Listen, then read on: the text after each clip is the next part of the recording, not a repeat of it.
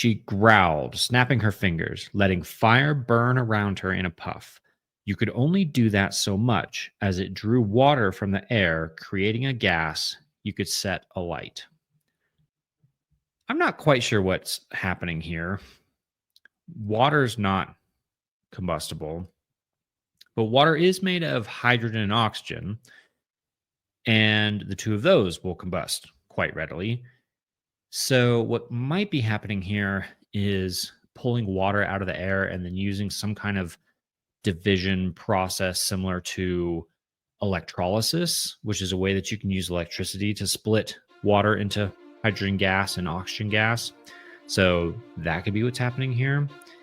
The other thing that maybe is happening here is if there's a lot of water in the air is not easily combustible. So maybe it's drawing water out of the air to dry it and then just using the oxygen in the air to burn something else as a fuel source, perhaps. I'm thinking it's maybe the former of those two examples, that we are literally getting a chemical reaction here where the divider is the Dustbringer is separating the water into hydrogen and oxygen. That'd be really cool.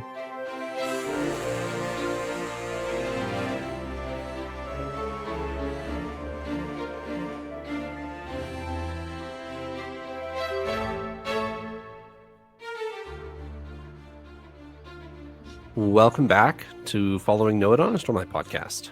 This week is episode 258, and we're in chapters 88, 89, and 90 of Wind and Truth. Eliot, how are you? I am doing great. I went on a super long hike today, 10 miles up into the mountains. So I'm exhausted, but ready to talk about Wind and Truth. Very excited. Paul, how are you? I'm doing absolutely great. Absolutely wonderful. More Sanderson chapters to cover. It's a good night.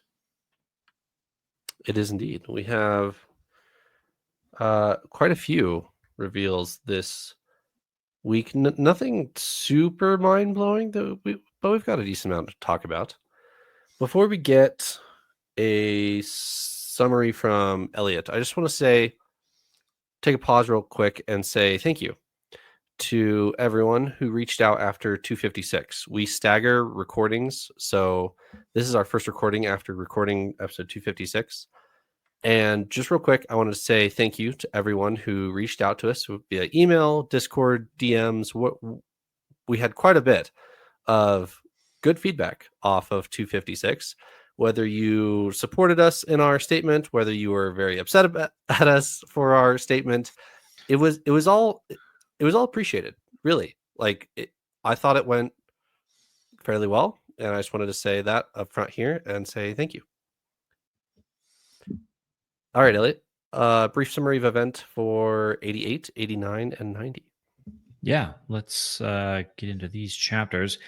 88 is with Sigzil, starts with Sigzil as he's continuing to battle on the Shattered Plains. It gets dropped at us right off the start here that they have taken down Yelig-Nar. Didn't get to see that fight scene, but they took down Yelig-Nar, and they're moving on to their next challenges. In the second half of 88, Dalinar is in the spiritual realm still, of course, and he's thrown into the memory the night of the assassination. And he is seeing himself from a different perspective than obviously he saw before, because he was himself before. But a couple of very interesting nuggets, including our friend Yezrian in that second half of 88. 89 takes us to Kaladin and Nale having more philosophical arguments, a few more good nuggets that they kind of dig into a little bit. And then Kaladin is able to get Nale to reminisce a little bit and dig up a little bit of his past memories and deeds. So some cool stuff there. And then Venli has, of course, all the chasm fiends following her and her listener friends and a couple fused, ex-fused, whatever we're calling Leshwi and her peeps. They find a tunnel. The tunnel in the midst of the Shattered Plains. And that's all, we leave them there, but we come back to it in 90. But real quick, at the end of 89, big reveal, Odium in the form of Taravangian appears to Yasna, and surprise is going to talk with her about a few things. 90, Szeth is approaching the Dustbringer Monastery, enters the Dustbringer Monastery, fights another honor bearer, or kind of doesn't fight another honor bearer. We'll talk about it, and more progression there for Szeth and his pilgrimage that he's currently on, and a big drop about what the goal of his pilgrimage is, which he didn't really know up until this point. End of chapter 90. Back to Venli real quick. She goes down the tunnel with the people and finds a perpendicularity, a pool of liquid underneath the central plateau of the Shattered Plains, and apparently it's Odium's perpendicularity on the planet. Surprise, surprise. Been hiding there all along. There you go. 88, 89, 90. Sounds good. Paul, I don't actually know the answer to this question this time. Do you have 2 words to summarize this episode? I do, Trevor. I do have 2 words. Very quickly before that, I want to say, wow, this was 3 chapters, and even though we're kind of saying these weren't the most monumental chapters, I feel like a lot is happening in every single chapter of this book.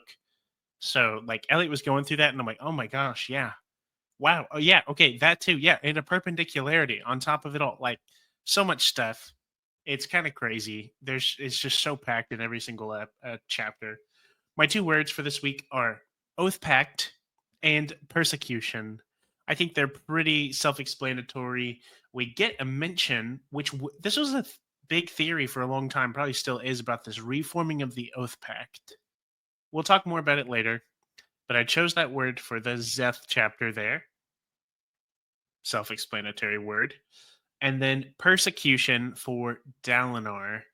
We left off seeing Taravangian menacingly, evilly plotting that he's gonna go mess with Dalinar, and so that's happening. He is going after Dalinar, persecuting him specifically. How about you, Eliot? I've combined my words with a little bit of help from a couple small words that don't count to be well of reminiscence.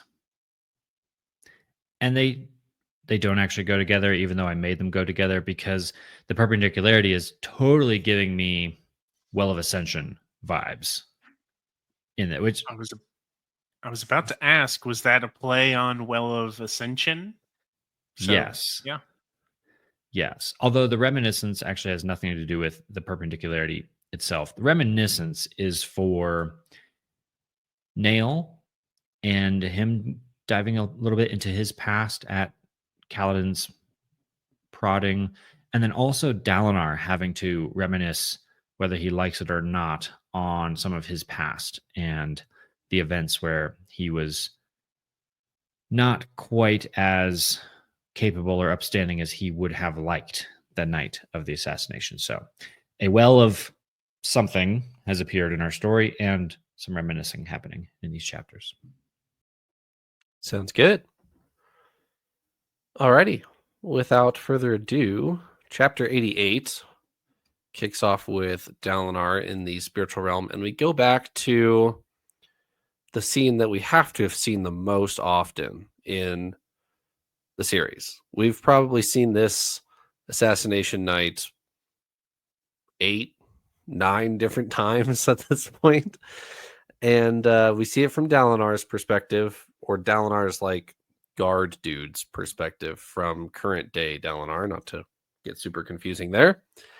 And he is slapping old Dalinar, telling him that his brother's dying.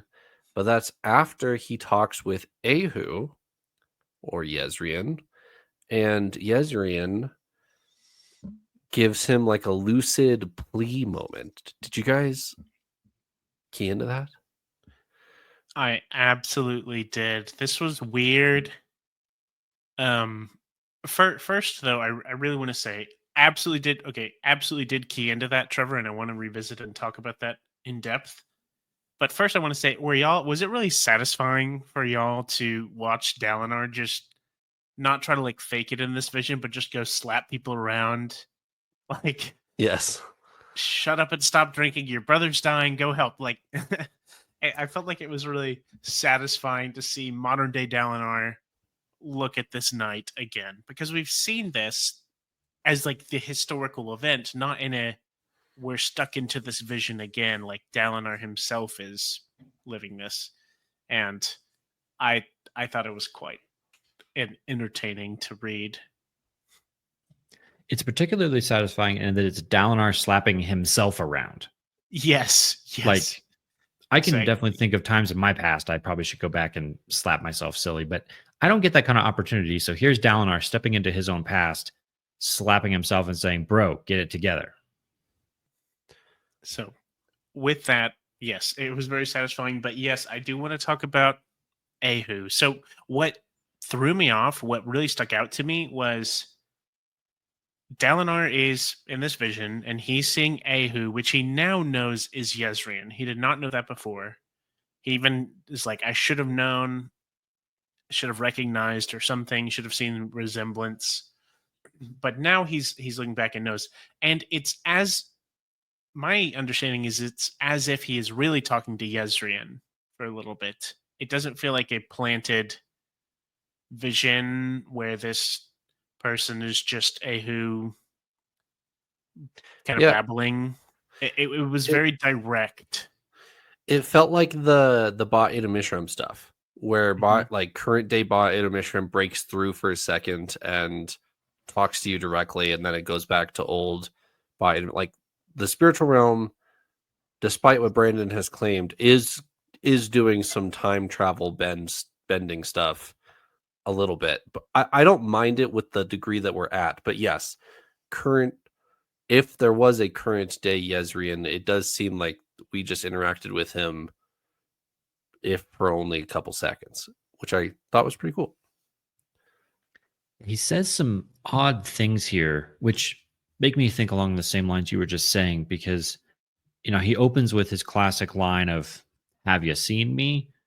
And Dalinar and him go back and forth a little bit.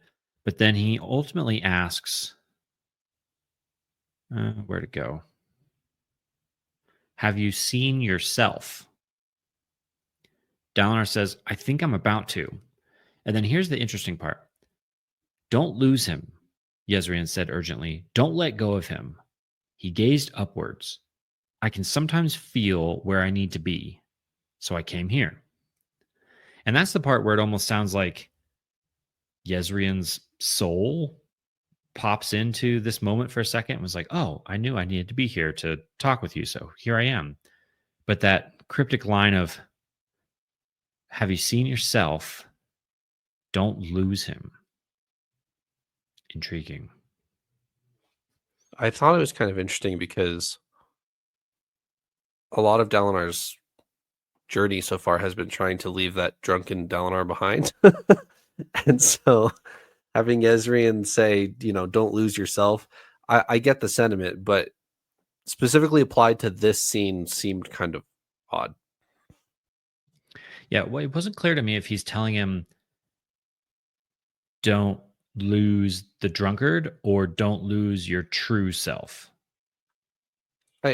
I assume it's the second one. It just seemed really odd to place it next to the drunkard Dalinar that he's about to go see. Yep. I definitely took it heavily on the don't lose your current self, seeing the past. Don't see your prior self and I don't know, what's the word for it? Like relapse or something along those lines. Don't Okay, like yeah. fall, don't succumb to like obviously there's a lot of emotional strain. Like I can't imagine what it would be like to go watch yourself make terrible decisions in real time, or like these things, like to actually sit there and watch yourself do something like that, like in real life, would be horrible. That'd be absolutely torturous. You'd be so mad, especially if you can't like do anything about it, right? knowing what happens and all the things. So definitely took it, of course, hard on the don't lose yourself now, because you're going to be tested and persecuted, if you will, for my word. Um, I definitely took that. And this was interesting. And I really enjoyed this because I feel like Brandon is going back and retroactively giving me some of the Herald moments I've wanted from the beginning. Like I remember when we learned that Ahu was Yezrian, and I was like, really? Like this Dang dude? it. Like, we're not getting anything from this guy. He's just a drinking buddy for Dalinar who seems to understand no relevant or say any relevant information or anything. And that's it. Like that's it. That's all you get. He's just totally gone. And here we get something that I'm very grateful for, but it's like those moments I wanted, in a good way, in a good way. Not saying that it needed to be this way before. It makes perfect sense logically. But yeah, I feel like we're getting a lot of that. We're really getting our heralds to be upstanding. Do y'all think that this is all being propped up so that if we do have a second Oathpact, that it's maybe seemingly more relevant or paints a better picture of our characters? Because I feel like if you had told me this was going to happen when I had finished Rhythm of War, I'd be like, okay, either our characters are fixing something about the Oathpact and just being better about it, more honorable or something to make it different or to hold true to it, or I don't know. Like we've had such a poor picture of the heralds on average, is what I'm getting at, and I feel like that's beginning to change. We've seen a lot of what they used to be and moments where they're stepping out. I can't help but shake the feeling that that is just looking to set up a new Oath Pact, which I have mixed feelings about. But I wanted to, yeah, I'm just throwing that around. If y'all have any thoughts, or if that's I'm looking into it too far, it's just a Ahu Yas or Yezrian like flashback moment. As an aside, I also don't understand the mechanics of how can this work. I feel like this is breaking the rules, but I don't know. The spiritual realm, there seems to be almost no rules. We'll put a pin on the new Oath Pact thing until our Szeth chapter, because it becomes quite more prevalent there. But I'm viewing it more as the swan song for our heralds. I am expecting at the end of this book to not have our heralds, at least half of them or ish, be relevant anymore. So if you're going to see Yezrian give a one-liner, if you're going to see Nale give a one-liner, it's going to be in this book. It's going to be before the end of this book, or else you're not going to see it. So to try to give you a glimpse of the heralds in some of their glory, it's got to happen now or never, is really how I feel about it.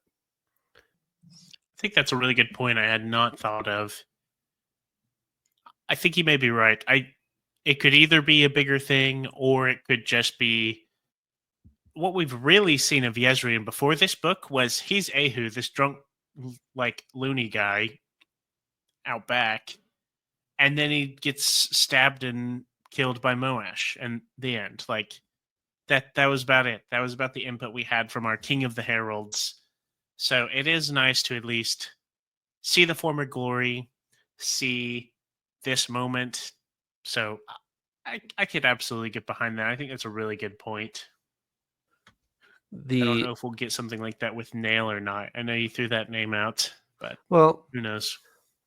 Nale and Kaladin, going into chapter 89, this segues perfectly, actually, have the moment of Nale remembering what it's like to genuinely be a herald, standing between the darkness and the life. Like it's you on the line between thousands of people dying on Roshar and holding back the darkness.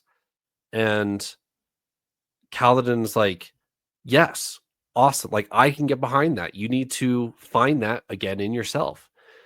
And I thought that was really cool to have a moment with Nale there of remembering who Nale should be current day, whether he has lived up to that over the last 6 or 5,000 years or whatever.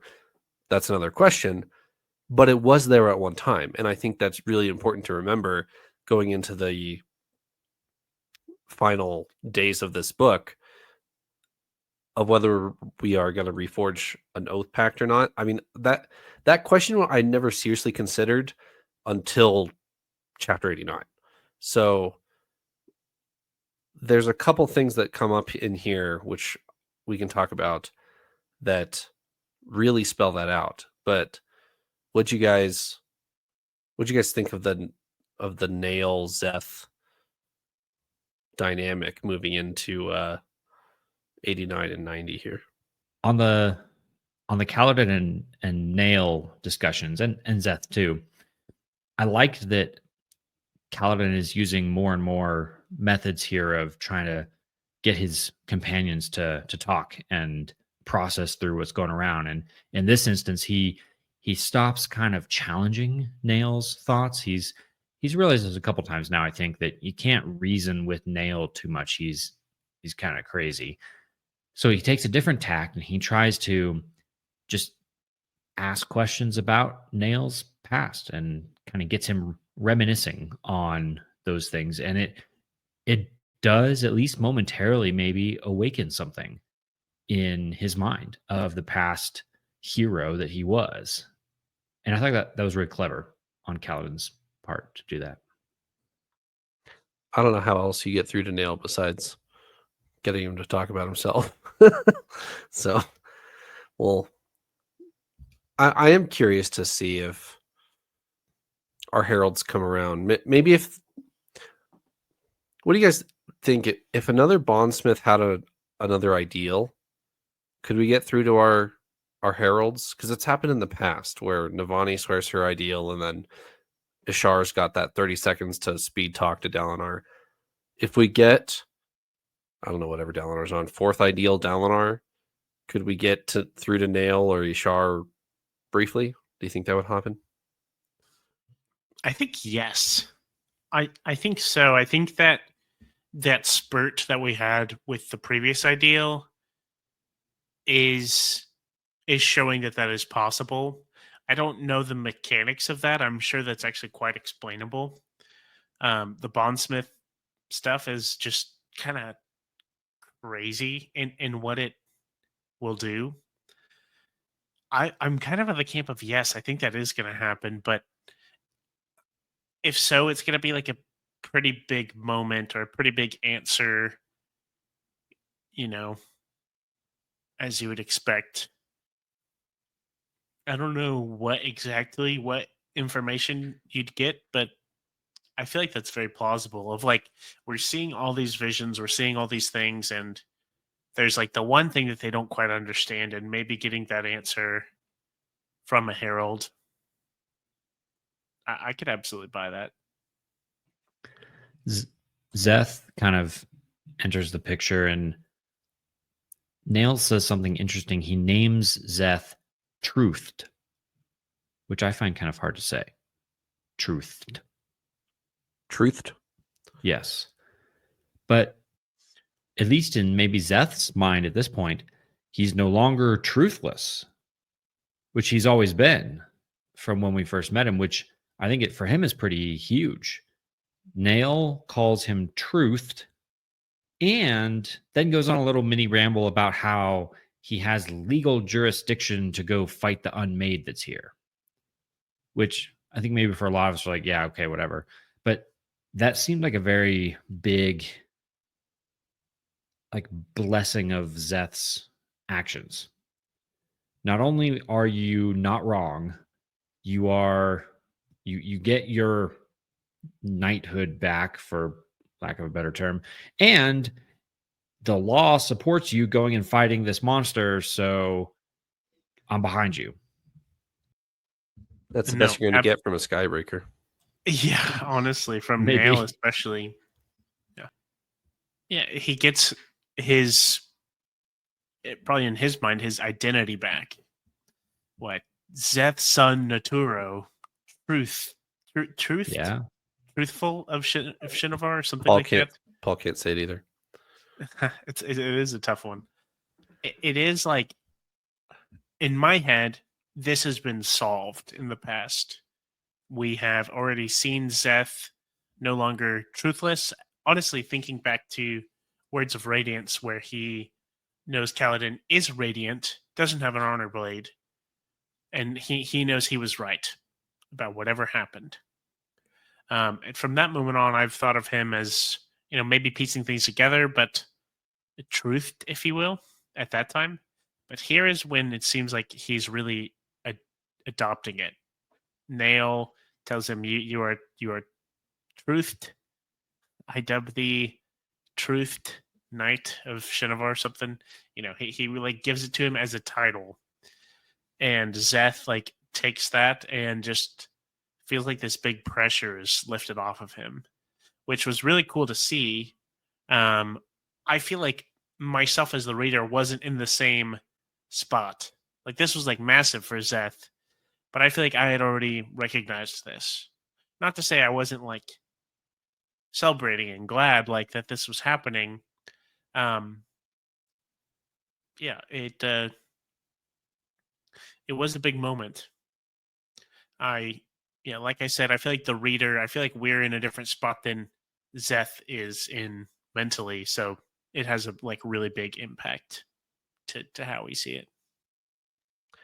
I'm just happy that Szeth's finally thinking and asking questions. We get into chapter 90, and he's entering the Dustbringer Monastery, if I'm not mistaken, and he starts to challenge the system. He starts to think for himself. He puts down his sword, and turns out it's Eliot, which that's a whole nother thread we can pull. But I'm just happy that Szeth is finally.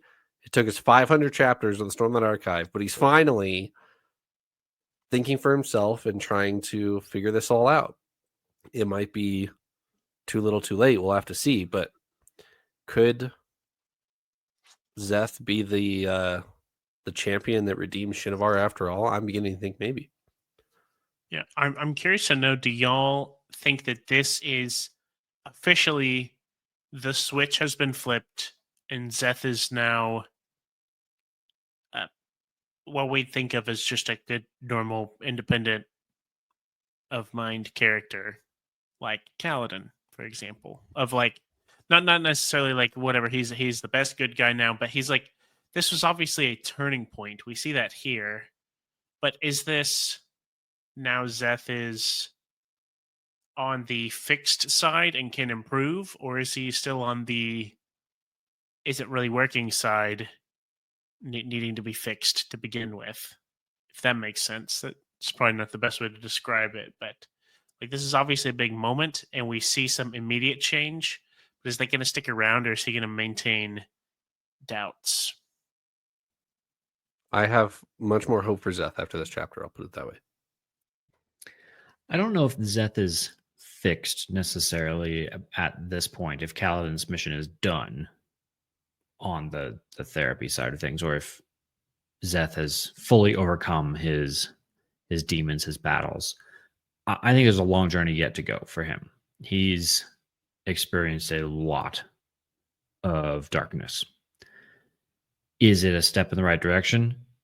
Absolutely. Is it maybe even a turning point? Potentially. But I don't think this is mission accomplished necessarily. Like Szeth is completely on the right track now. It's still a process. He's running out of pages on this journey of his. That's true. This was a pretty big deal, though. Eliot or Trevor, you mentioned it already briefly, but so he goes to the what is this the? No, this is not the Lightweaver. This is Dustbringer Monastery, and is greeted by none other than his sister. And it was a little bit funny because in Szeth's mind, he's kind of roasting the person, I think, before he knows it's Eliot, even of like, this is something only a new Dustbringer would do. They really, have Yeah. a low bar here. And I was getting a chuckle out of that. Of also, I mean, I never can get over just how cool and epic Szeth is, of just being head and shoulders above everyone in a fight. It's still just cool. And that was very like made evident here, where there's like this person's running at him and doing all these things, shooting out fire, and he's like, well, thinking like analytically about like, what's this happen? What can they actually kill me? Like, and having the faith also that to just stand there knowing that this person is not going to kill them is like, takes some serious guts right there. So I thought this was a really cool scene. I was not expecting Eliot to be tied up in this. It is a wild connection because, especially where we were in the flashbacks, we see Eliot like leaving. There's a really emotional scene here between the two characters. What are y'all's thoughts overall with Eliot here? I was a bit surprised. Also, follow-up question. Well, I'll ask later. I'll go and leave it there. I was expecting Eliot to show up. I wish I could tell you that I was expecting her to be an honor bearer, but that would be incorrect. I am now extremely curious, even more so than I previously was, about this whole cognitive shadow thing that's going on with the Unmade. The Unmade is putting like projections in each of these monasteries, as I keyed into on like the first or second one. I just want to throw that one out there. And Nale says like, well, of course they're all dead. What did you expect? Like that none of them are actually here. And that made me think, okay, well, hold on. Yeah, so Szeth was just told his father's dead. The voice took him. And Eliot's dead. And they're all waiting for him at the end of the road here. But then I was like, okay, well, hold on. Szeth is dead. And Nale is dead. So what does that actually mean? If we're all just cognitive shadows running around in Shinovar, doesn't that term begins to lose quite a bit of meaning here, because Szeth himself is just pinned back on his old body and kind of a similar situation. But it also made me think it would be kind of funny that really the only person that's like an actual human is Kaladin in the entirety of Shinovar. Like there's Kaladin, and then there's Nale, Szeth, Silfrena, the High Spren, like Ishar. Everybody's 24601. Yeah, everybody's just a cognitive shadow in Shinovar. And what if, Kaladin's just having a lucid dream and running around Shinovar seeing ghosts? Thought that was funny. I forget often that Szeth is like, he was dead and kind of had his soul restitched on. Just one of those things for a Mistborn reference. Yeah, exactly. He that happened so long ago that I'm like, you just kind of forget about it entirely. So absolutely crazy work there from Szeth. So at this point, how many monasteries do we have left? We've now got the Dustbringer behind us. Is it 3? I know I think it's 3. Mentioning that they're ending at the Bondsmith one, right? I believe we have Skybreaker, Windrunner, and Bondsmith still to go. Okay. But we're skipping Windrunner. Okay. Well, we're really down to the big ones then, I suppose. Also, side note, I was really excited to see and learn more. Our Dustbringers have been a bit ambiguous, and I feel like it's been Brandon's little secret is what are the Dustbringers really capable of throughout these books. And it was cool to see some of the tricks and flashy stuff and cool things about combat. I never realized this. I assumed that the Dustbringers would be like the top combat people, like really the crazy ones.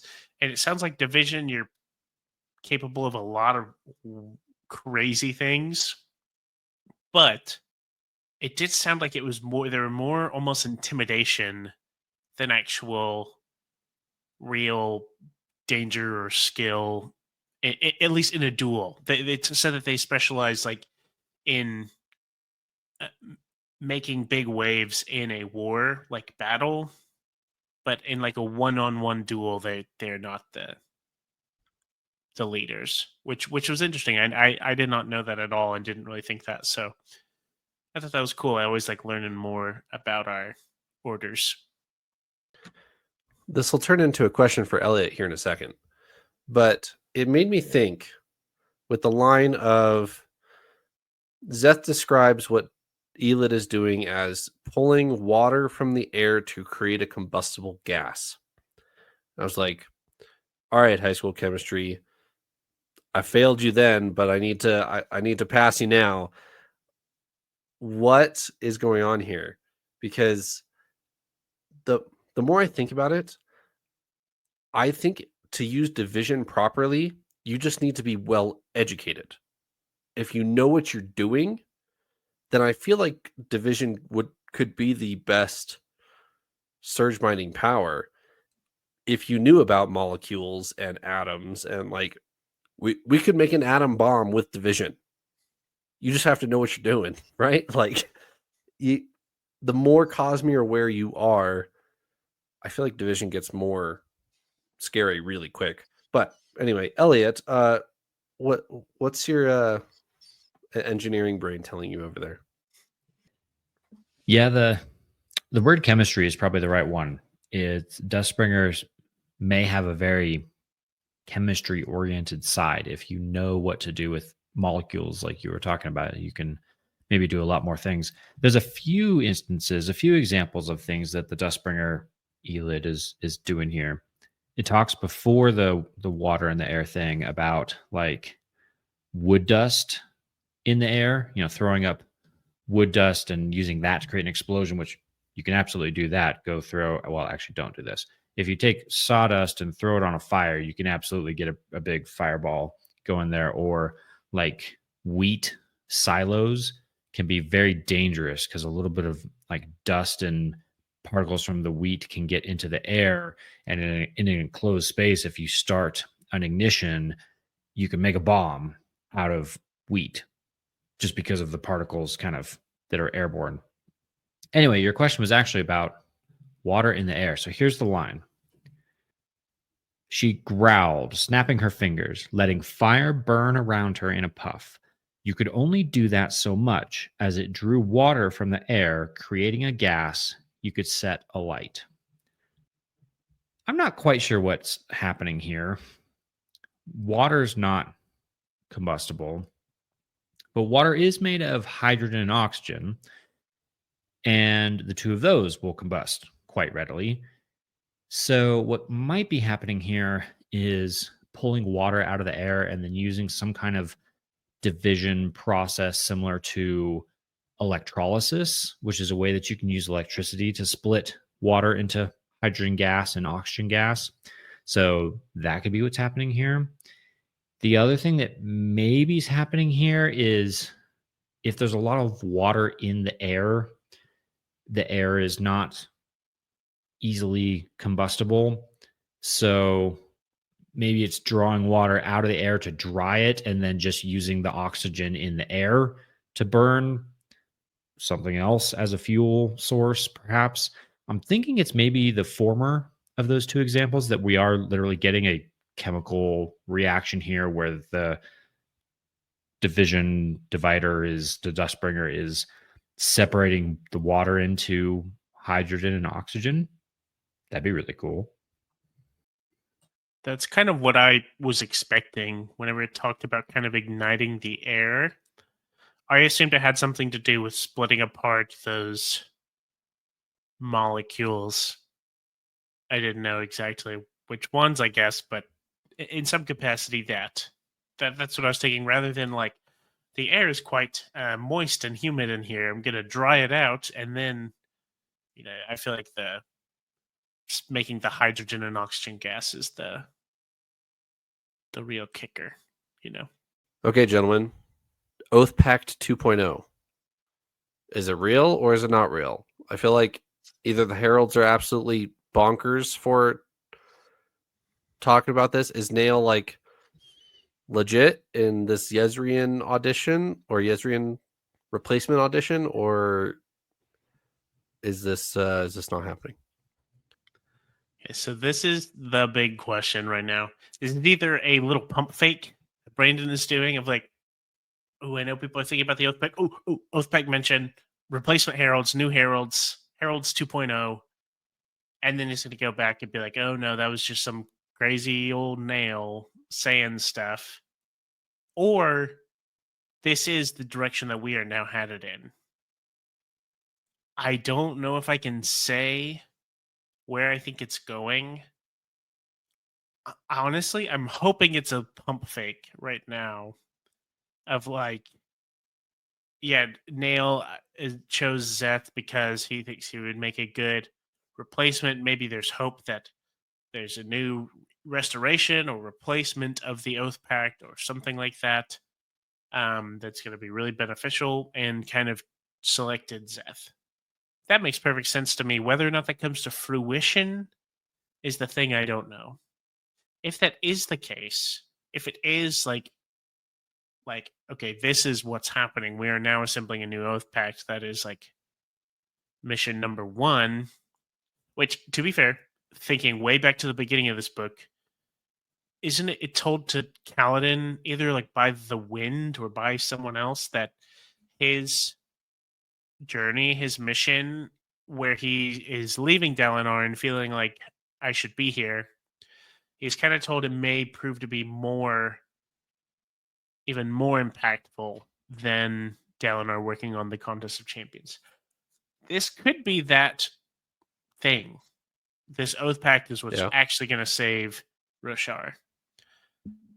I don't know how I feel about that yet. I've historically thought that's a really cool idea, but I'm not sure if it is. And I assume all of our characters of various orders are going to become the new Oathpact, the new heralds, but I don't know. I'll pass it over. See what Eliot thinks. See what you think, Trevor. But I think Nale's logic and maybe some of the other heralds is not terrible. They've lost a herald in Yezrian. They've got a roster spot open. They need to fill it. Bringing in someone to take that spot and try to make the Oathpact whole again. Not a terrible idea. I don't immediately jump to that as, Oathpact 2.0. I view that more as just plugging the hole in Oathpact 1.0. So 1.1 or whatever we want to call it. What I think this might end up as is maybe we get Szeth on board on the team with heralds and realize the Oathpact is still broken and that our heralds are no longer able to hold it up. Now we go down the path of, okay, we need all new heralds. Now we start going after like Oathpact 2.0. So I see this more as like a Band-Aid than a complete redo. And I think it's not a terrible idea. As far as just general thoughts on a new Oathpact, Mistborn spoilers for anyone who cares. I'm a big fan of how Mistborn Era 2 treats like Vin and Elend and Kelsier as like the heroes of mythology going down in history as, the Ascendant Warrior and Lord Mistborn, like really treating your heroes that from the books 1 through 3 as these heraldic figures, if you will. I actually really like that dynamic. It's really cool to me. That's one of the things where Mistborn Era 2 shines for me. Now, that being said, I don't know who you'd plug into Oathpact 2.0 for the equivalent of Stormlight Era 2 heroes, etc. We could probably sit here and draft one pretty quickly, but with meta knowledge of point of view books in the back half, that'll get kind of weird because Lift and Renara need to be available for their point of view books. So with all that said, I don't think Oathpact 2.0 is going to happen. I think our heralds are more insane than they think they are. And Ishar, Nale gives Ishar the credit for thinking of Oathpact, of plugging Szeth into the Oathpact. And I think Ishar is absolutely crazy. There's no way Ishar is thinking 2 + 2 is 4. So I don't think Oathpact 2 is happening. This spins into an interesting discussion between, it's actually Syl and Nale in this chapter, that actually answers a question that we kind of brought up a little bit earlier in one of our previous episodes. It was probably 2, maybe even 3 or 4 episodes now.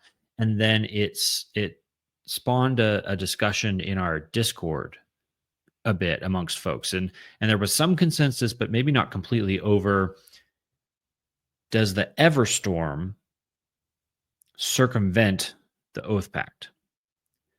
And there were a few people that were like, yes, looks like Everstorm is now a shortcut. They can get fused through, even if the Oathpact is still working, even if there is a Herald on Braze.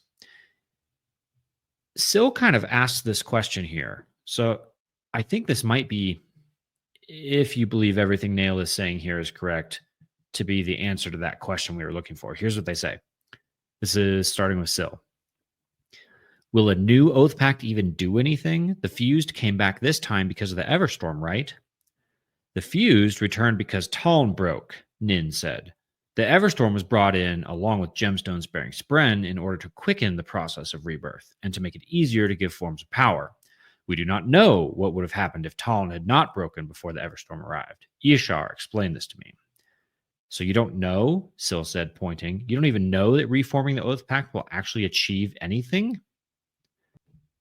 So I think, again, if you're taking Nale and Ishar at their word, which I'm 50-50 on that here, he seems to be saying that the Everstorm is not necessarily a loophole in the Oathpact. It's just a way to make the whole return process faster. But he admittedly is not quite sure himself there. I don't buy into that because they're wrong. Well, I think Chanarach broke, not Taln. So I think they're misinformed from the get-go to start. Now, that might be 6 of one, half a dozen of the other. Who cares which one broke? But Ishar and Nale are already misinformed that Taln broke, which he didn't. So I stopped listening there, I'll be honest. So, what do we think? Is fixing the Oathpact even going to fix it? I've been under the impression that it's not. That the Oathpact is just history. I do want to say that, Trevor, I love what you mentioned about Mistborn. I think if they did a similar thing like that for Stormlight Era 2, I could absolutely be behind that. And I think we will, to a degree, have that. But I don't know if that's where it's heading. I also loved what you said, Trevor, when you said, I think our heralds are crazier than they think.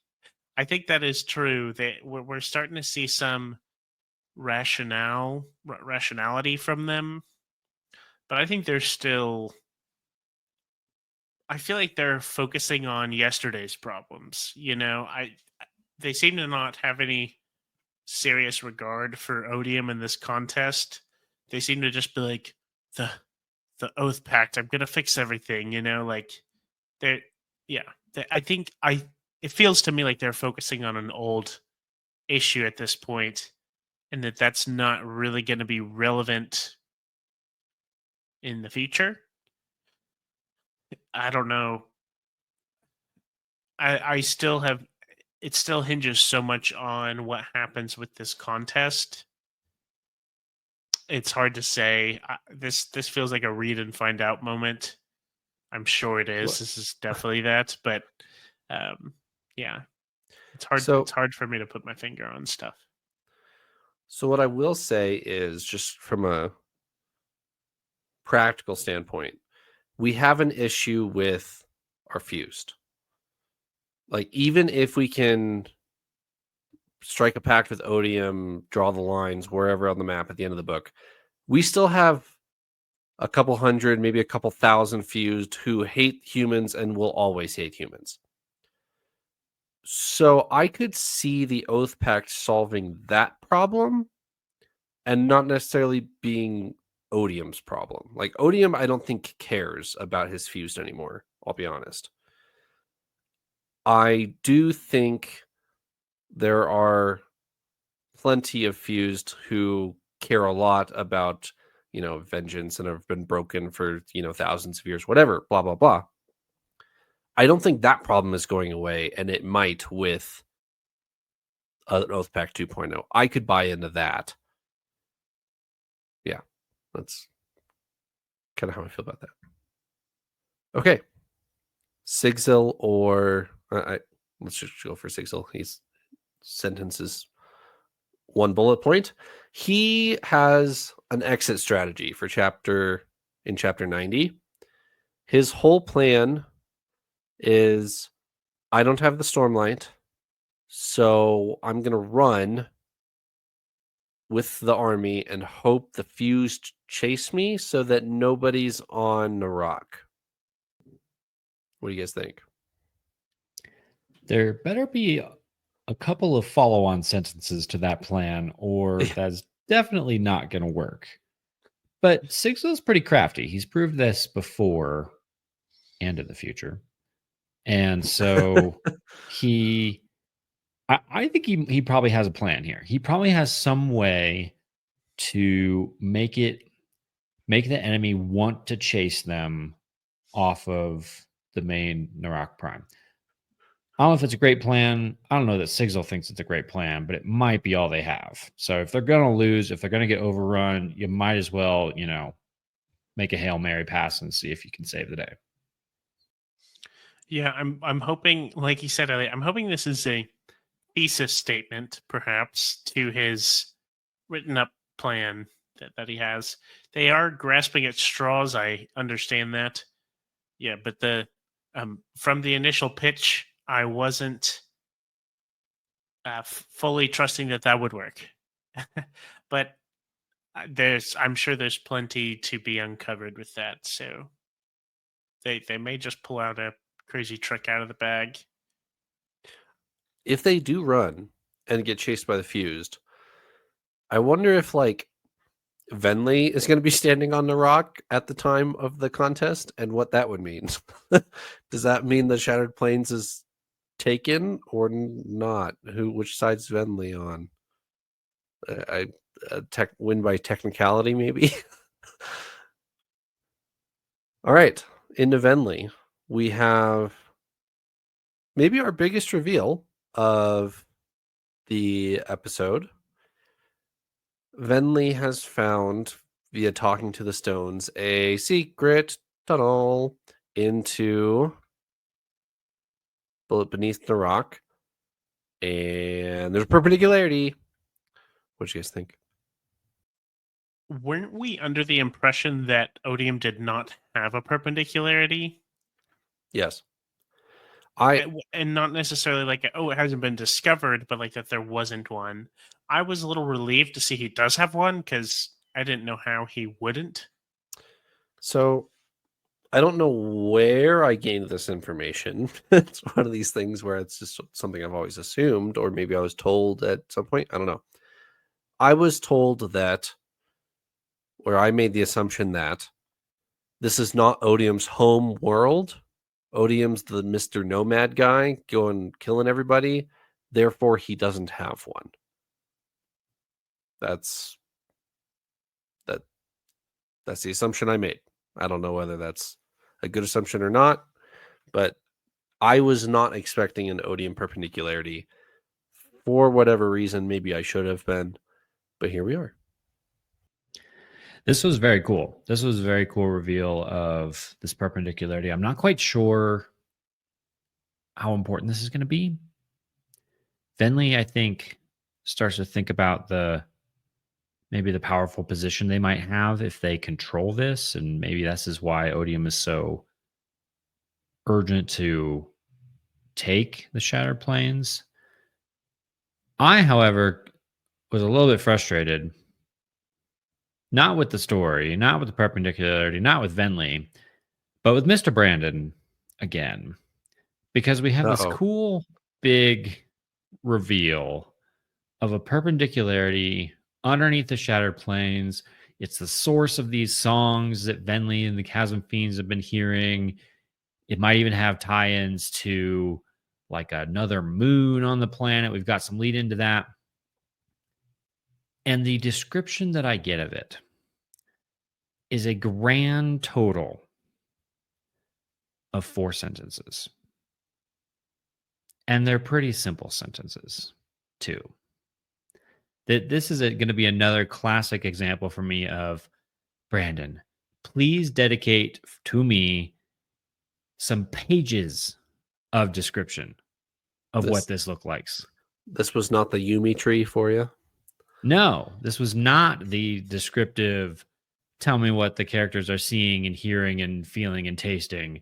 This was, and there was a big pool, and it's golden, and it's full of liquid thicker than water. And that's it. Give me like paragraphs of description. What does this cavern look like? What is Venli feeling as she steps through into this cavern and sees this place? Tell me what this place looks like. I want to know. I want some food to feed my imagination. And I know Brandon does this on purpose. This is not his writing style. He wants you to fill in the gaps. He's going to give you the verbs, and you've got to fill in the adjectives. But this was another moment where I'm just going, Brandon, please, please, please describe it to me. Describe it to me. And he doesn't. That's hilarious. I also think it's funny that you've brought up many of these moments. I think I've keyed into 0 of them. My little audio book brain like has no capacity of like picturing the surroundings. Very limitedly I do so it didn't even occur to me. And it's comical. I'm like, hey, what do you need to know? He said it already. It's a perpendicularity. Like, what more do you need? I do think that's really funny. Okay, so everybody has debates about reading order of the Cosmere. Here's Eliot's. You read all the Stormlight Archive until you get to this chapter. You put the book down. You go pick up Two Towers by J.R.R. Tolkien and read the description for the Glittering Caves in Helm's Deep. Put that down and then pick up Wind and Truth again, so you can get a visual of Yes, you get a visual of the perpendicularity. Yeah. Maybe I'll just make a annotated version of the Stormlight Archive where I insert see Lord of the Rings page such and such for epic description of the trees. Yeah, there you go. Go read that and pretend you're being described the flora and fauna of Roshar as you're in this chapter. We need as usual, I try to rely on all the gifted artists out there to they'll come up with some like beautiful painting or art piece of this perpendicularity, and I'll be like, there it is. That's what it is, and I'll have to do that. If that is out there, then I'm excited to see it. We obviously have not been. I haven't Google searched Stormlight Book 5 epic artwork. I don't think that's something that I need to be looking around at the moment. And you see Dalinar's sword stabbed through Teravan's heart, and you're like, oh. Wow, yeah, or vice versa, Yes. Szeth's sword stabbed through Teravangian's heart. I mean, who knows? Alrighty. Anything else? Oh, we do have the Yasna appearance. Yasna gets a Teravangian cameo. We finally have the Teravangian reveal, and she doesn't even believe him, which I don't really blame her. So yeah, would you guys? Yeah, she start instantly questioning of like, okay, was I supposed to think that was Teravangian, or was that Teravangian? Right. If that's Teravangian, how is that Teravangian? If it's not, why did they choose Teravangian? There's like a million things going on in her head, and I cannot blame her for any of them. It's like this crazy trip right now that like someone you have known is suddenly odium.